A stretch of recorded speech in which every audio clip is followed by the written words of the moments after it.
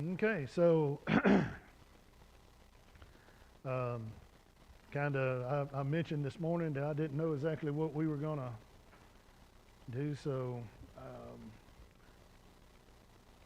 Laura mentioned that she wanted to hear about running the race, and that sounded real good. So I started looking in running the race, and and Lord just showed me a few things just today that I hadn't seen really paid attention to in this context, and so I'm going to share that with you this evening. And so if y'all have something else y'all want to do, then let me know when we're done. But for right now, turn to 1 Corinthians chapter 9.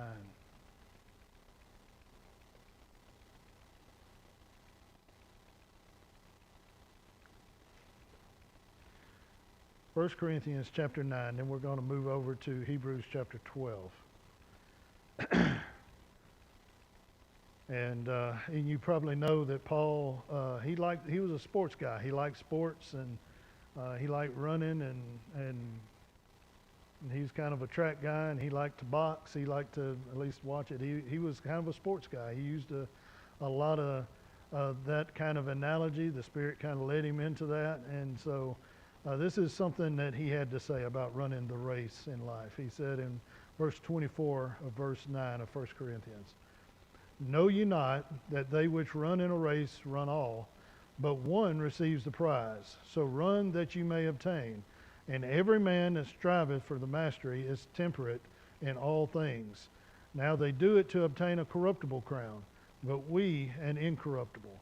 I therefore so run, not as uncertainly, so fight I, not as one that beateth the air. But I keep it under my body and bring it into subjection, lest that by any means, when I have preached to others, I myself may be a castaway." And so this is an interesting section here. Paul sees his Christian walk like running a race.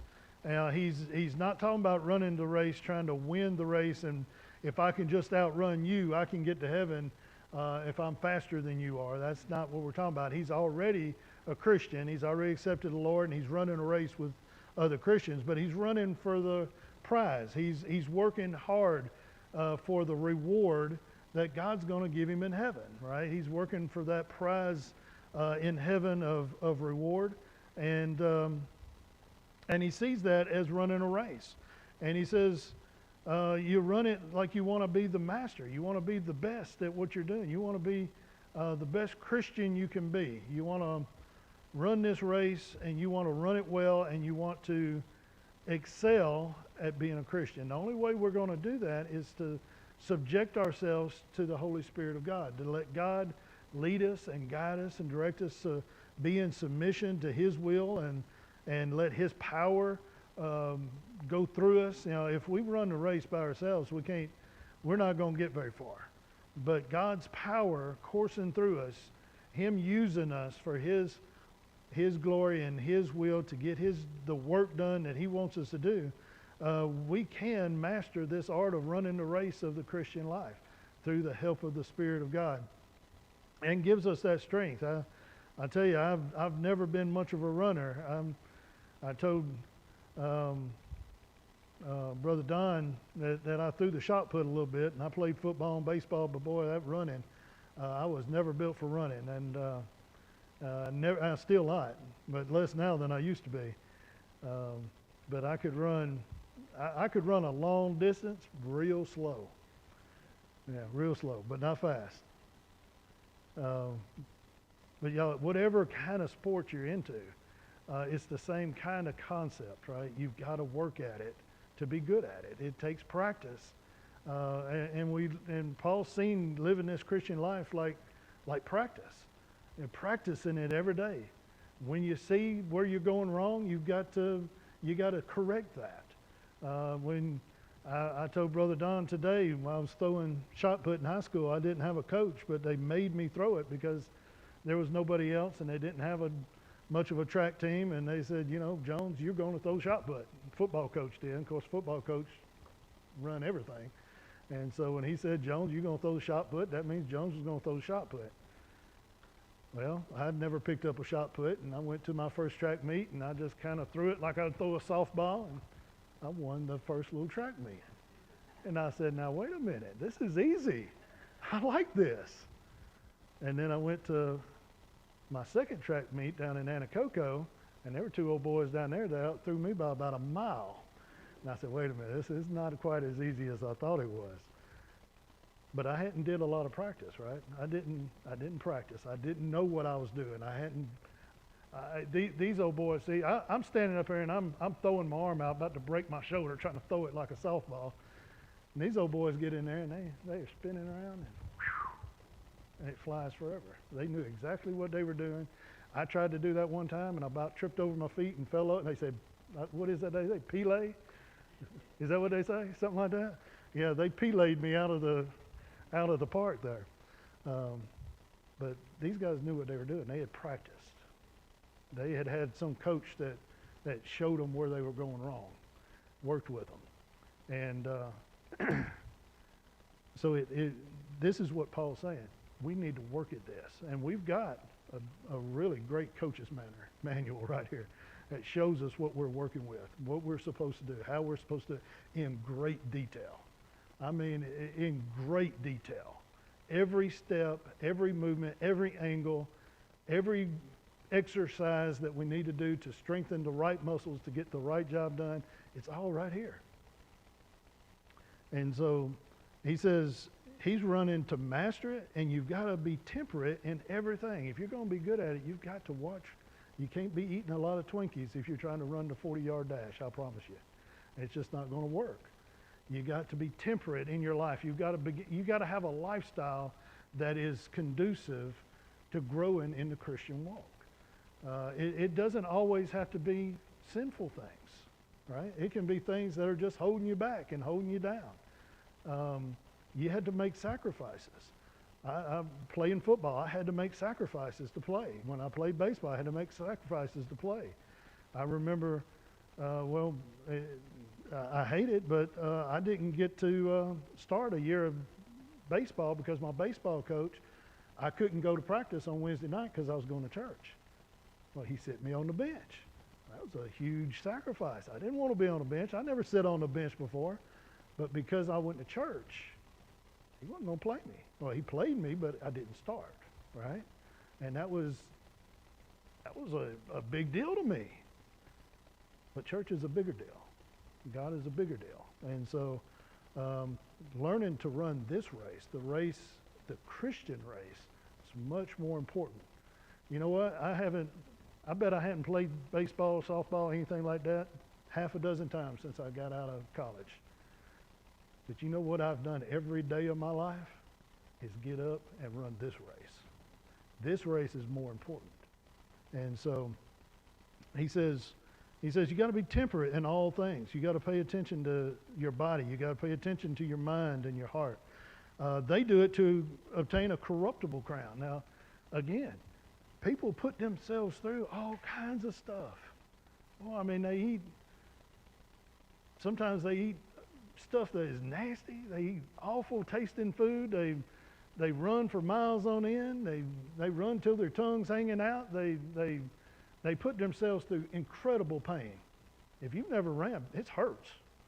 You know, when I was in the police academy, again, I had to run. And I had to run in a certain time, and a couple of us big boys were complaining, and there was this guy there that run like a deer. And he was about 150 pounds, and I mean, he could run like a deer. And we were kind of complaining to him and how much it hurts to run like that. And he says, oh, it hurts me too. And you should have seen our jaws drop. Well, wait a minute, what? Yeah, it hurts me to run too. It hurts everybody. You think it's just you? It's not. Everybody is going through it. So, but they're doing it. Listen, they're putting themselves through all this work and all this stuff that they've got to go through. I hear that some of these guys that are trying to play professionally, they work out all day long. They just work and work and work. They work so hard they have to eat 10 and 12,000 calories a day just to keep their body up and keep the energy up so they can work as hard as they have to work to try to get to the place they want to be so they can play. It's just unbelievable. And they're doing it for something earthly, something that's going to be gone, something that's not going to last but just a little while. And Paul says, there's another place where he says, physical exercise profits little.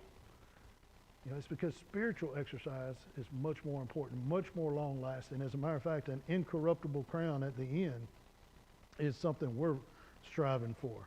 So we run not as uncertain, and it's not uncertain what we're doing. We're not just fighting, beating the air. We're not just shadow boxing. We know what we're doing. We know what we're fighting for. God doesn't just say go out there and just punch the air and don't have any understanding what you're fighting for. If you got to have a goal, right? Well, God gives us the goal. He tells us what it is that He wants us to do, and what it is that is the purpose behind it. How great the purpose is of what it is that He wants us to do. That's motivation, isn't it? So God has given us motivation to go out there and work this hard, and to be temperate, and to do what we've got to do to run this race. And he says, it's easy to talk. It's easy to get behind this pulpit and say it. Paul says, even I've got to stay with this temperate. I've got to stay with the program. I've got to run the race just like everybody else. Just because I'm a preacher and I'm telling you, it's easy for me to tell you guys what to do. I got to do it too. If I want that crown, if I want that reward, if I want that crown in heaven, that prize, then I've got to run just like you got to run. Nobody is above anybody else when it comes to running that race. Every one of us are on the same page. Now let's go over to Hebrews chapter 12. And he talks again about running that race. He says in verse 1, he says, wherefore, seeing we also are compassed about with so great a cloud of witnesses, let us lay aside every weight and the sin which does so easily beset us, and let us run with patience the race that is set before us. And so he just got through in chapter 11 talking about all these guys, this what we sometimes call the hall of faith, all these guys who by faith did great things for God. That they left places, they left their home when God told them to leave. Enoch pleased God. Abel gave a sacrifice that was acceptable to God. All these guys did great things that were by faith in God, looking to Him, and they ran the race, right? And all these, when you look back and see these guys running a race, and they ran the race well, maybe we can look in our lives and know people who run that Christian race well.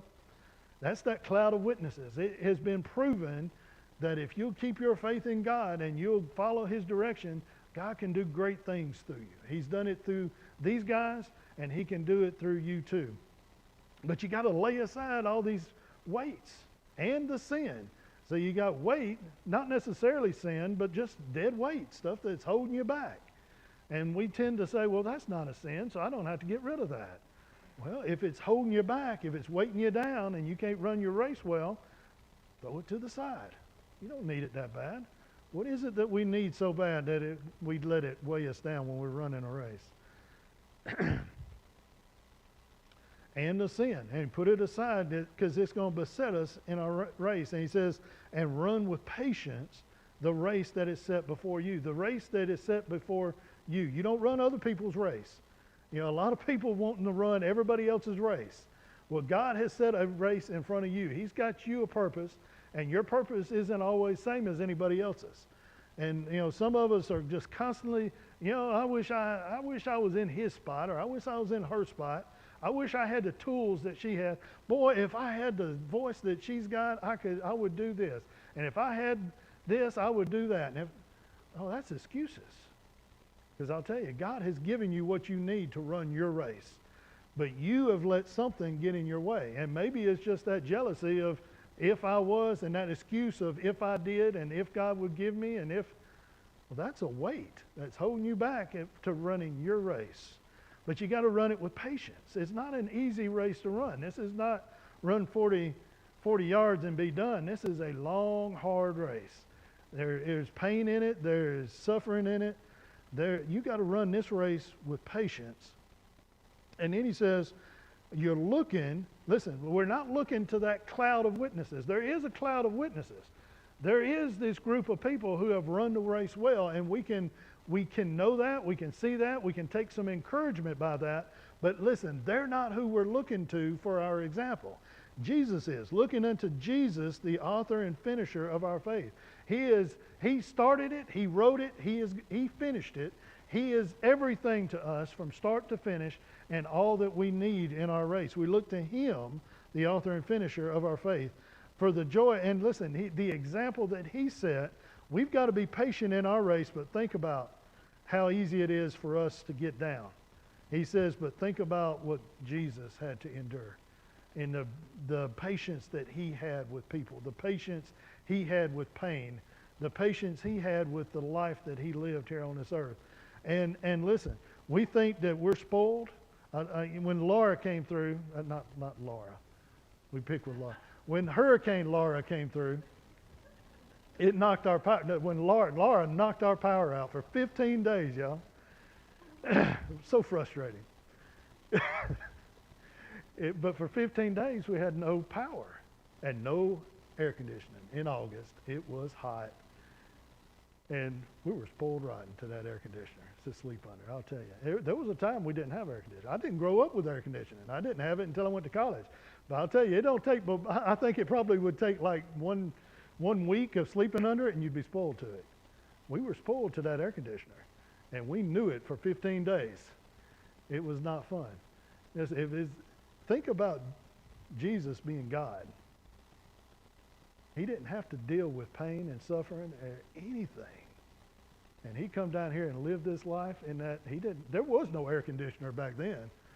It was hot and it was miserable and it was dirty and he didn't have a place to lay his head. He didn't have a bed. He didn't have, people were ugly to him. He didn't have anything, any comforts. And then they killed him in the worst way they could think of. Humiliated him. And in the end, he still said, Father, forgive them, for they know not what they do.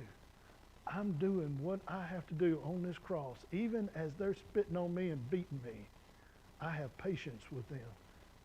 I'm going to still do what it takes to save these people. Boy, if that doesn't make you ashamed for giving up, make you ashamed for being spoiled, nothing will. So read on down. He says, for consider him that endured such contradiction of sinners against himself, lest you be wearied and faint in your mind. You know what? When they had me out there running and I had to run like 7 or 8 miles, I'll tell you, about 3 miles in, I'm thinking about where can I find a place, maybe I can stick my thumb out or something. I'm ready to quit this job. Listen, it's easy to get to feeling like that sometimes in our Christian walk. It's too hard.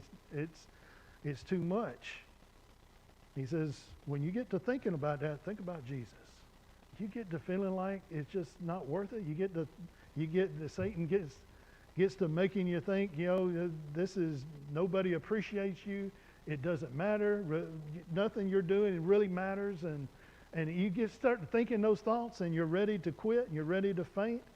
He said, think about Jesus and what he did for you. And then he says something very interesting. And from 5 through 11, this is really what kind of struck me, is I never really thought about these verses in relation to this race. But he begins to talk about the chastening of God. And, Brother Don, what do you call a kid that just does anything you ask him to do, that listens to everything that you say, that if you tell him to put your left foot forward, he puts his left foot forward? What would you call it? Would you say he's very coachable? He's committed. He's committed to what he's doing, and he's very coachable, isn't he? You know what?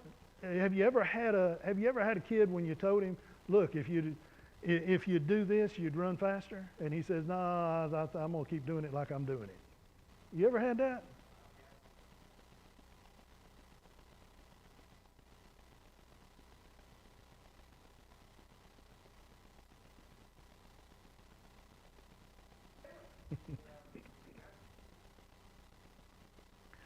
I've seen it all my life, and in sports, the coach will say, "Look, you in baseball, you can't hit the slider. The guy can't hit a slider."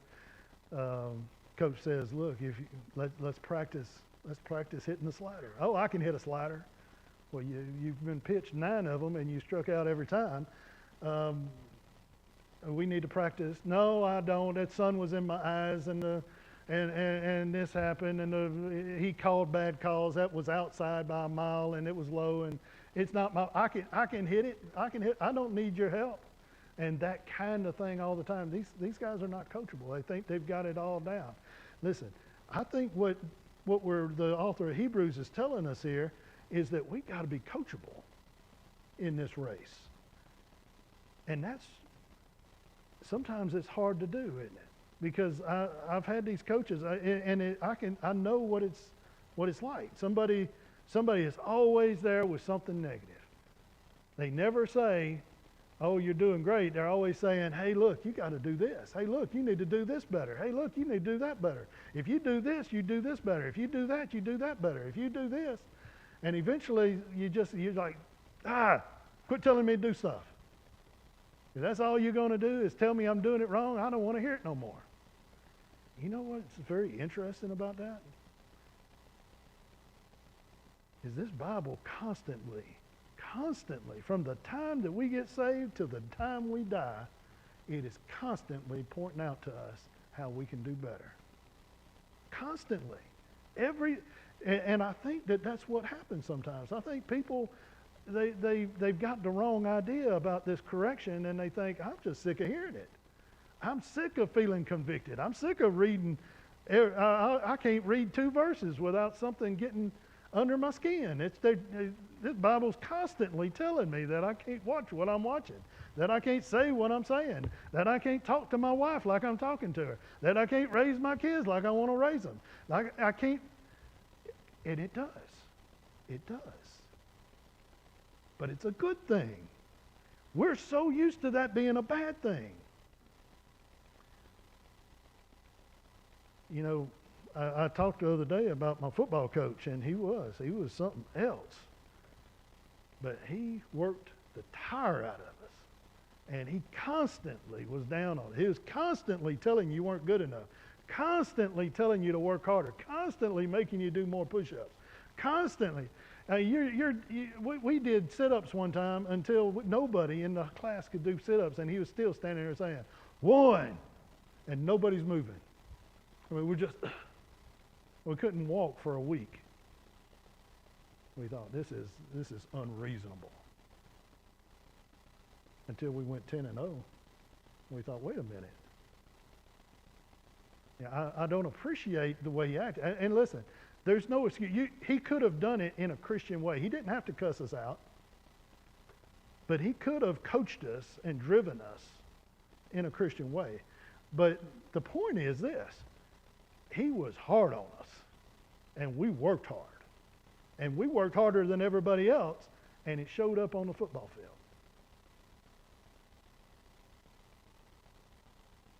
Well, listen, I think what we're looking at, so let's read some of it. He says, "If ye endure chastening, God dealeth with you as with a son.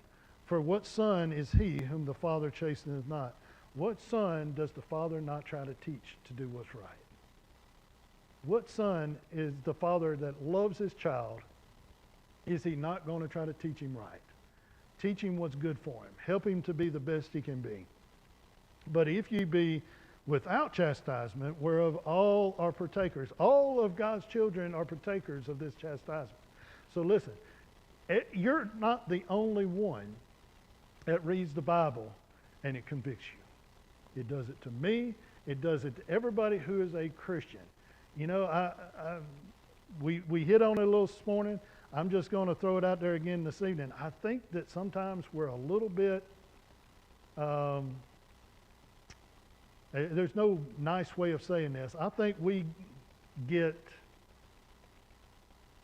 downtrodden because we see people who don't seem to be convicted, that always have, they're not worried about anything, they're not convicted, they're not they're not mourning their sin. They're not humbling themselves. They don't always feel like I've got to study more, and I need to pray more, and I need to witness more, and I need to be more involved in my church. And the people, and a lot of people aren't like that, and they're just kind of happy-go-lucky. I'm a Christian, and and I do what I want to, and I do how I want to, and sometimes I read my Bible, and sometimes I don't, but it's okay. And I think sometimes we see that and we hear that kind of attitude so much that we think, man, there's something bad wrong with me. Now listen to me, Christian. There's something wrong with them, according to the Scriptures. If you're his son, he's going to chasten you. If you're his son, he's going to correct you. He's going to guide you. It's not going to be comfortable. You're not going to be able to stay in your comfort zone. Now, Satan will let you stay in your comfort zone. If you're his, if your comfort zone as a non-Christian is sitting in a church pew, he will have you there every Sunday. He loves for you to be in a comfort zone. What I found about the Christian walk, every time I tried to get in a groove and be in a comfort zone, he gets me right out of it.